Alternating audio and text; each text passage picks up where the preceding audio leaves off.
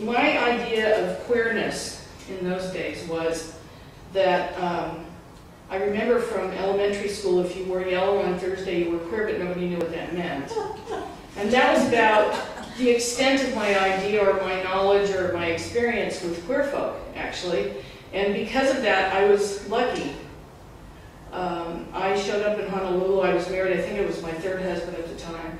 And I showed up there, and he was working at a fancy Italian joint, and I was sitting there at the bar one night, and this really, really tired old queer sat down next to me, and after 15 or 20 minutes worth of conversation, told me that I would be a wonderful person to tend bar and hamburger Mary's, and his friend Bob Swagger would love to talk to me. So he said, go dress up and go see him, doll. So I said, okay. So the next day I put on my very best Spring-a-Later pumps, a 1950 shirtwaist dress of acetate with Ipanema all over it. And those days I was rather big, several semesters ago. And I went down to this place on the bus and got off, and I went to talk to him. They sent me around the corner up the stairs to the office where he was doing scheduling. And I walked up the stairs, and I walked in the door, and I sort of tapped lightly and politely, like my mother had taught me to, and said, excuse me, in this really polite voice. And this beautiful blonde man in a pair of sneakers, immaculate socks, pressed jeans, and a beautiful vintage aloha shirt, turned around and said to me, doll, I don't know who sent you, but you're hired. That's how I got the job. Oh. It was the start of, this is a real fairy tale in almost every sense of that word. And we became best friends, and this book is dedicated to him. And I'm going to read you one of the epigrams in the book is by Antonio Porcia. When one does not love the impossible, one does not love anything. In the beginning was the queen. Not the queen, certainly not the word, because they lie. The families, this man, woman without kin, exiled for abominations, wearing sequins, parading through ranch-style domicile in mother's pantyhose, spectator pump, shirt, waist, dress with silicone injections for boobs later on, watery look, leaks over drugs, mascara. Such a lonely heart, this mirror. He, she asks the echo, ostracized? Answers moved to paradise. And thus she painted her face and tired her head and looked out at a window. 2 Kings, 9:10. The next day she interviews the job. Doll, I don't know where you come from, but you're hired, says Bob, blonde bombshell, stands in red and yellow Iolani Palace Kamehameha, aloha shirt, turned at waist to look at our girl in her first but not last pair of sparkle pumps. Shirtwaist vintage, picture sugarloaf, beach at Ipanema in blue, green, lavender, thin silver belt clasped under melons, sway like bobbing for apples fill her chest. Lobes stretched low, heavy dangle earrings, 8 balls of cocaine, all the cocktails she can. She joins the never-ending party with her chiclet grin, fearful happy to see. Judah and Israel were many as the sand which is by the sea in multitude, eating and drinking and making merry. 1 Kings 4:20.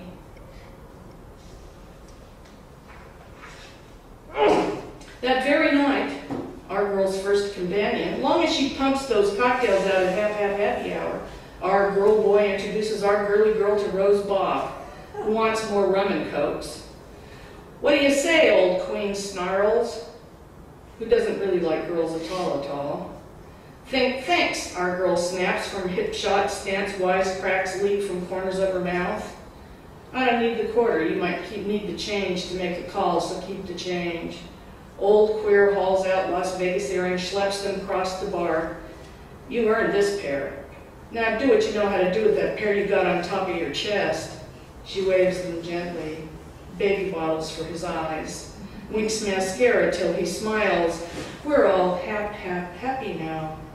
And all the drinking vessels were of gold, and all the vessels of the house were of pure gold. None were of silver. 2 Chronicles 9:20.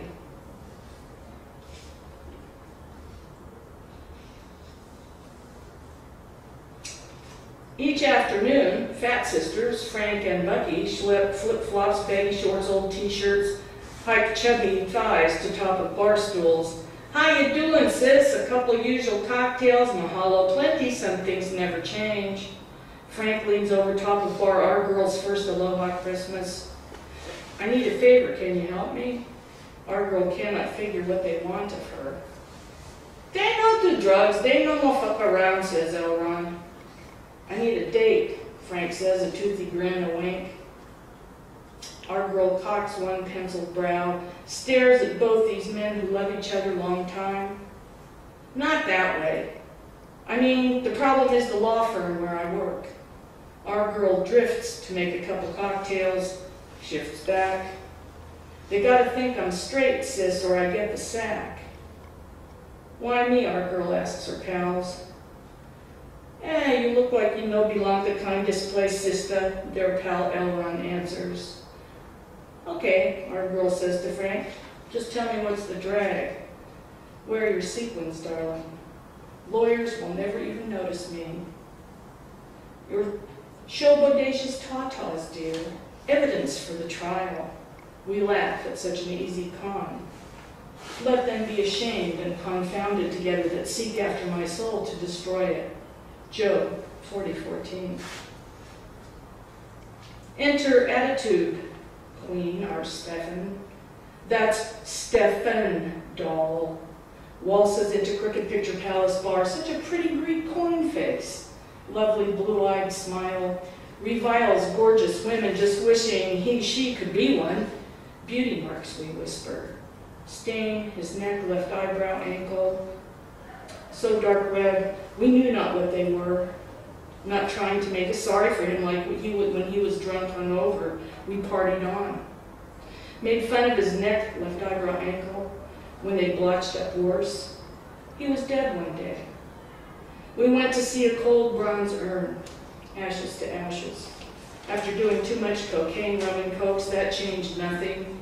He was still deader than a doornail, Mary. Televangelista's rant of hate. And if it spread much abroad in the skin, then the priest shall pronounce him unclean, it is a plague. Leviticus 13:22. That's the end of the first part of this book. It's written in 3 parts. The book of denial, the book of descent, and the book of resurrection.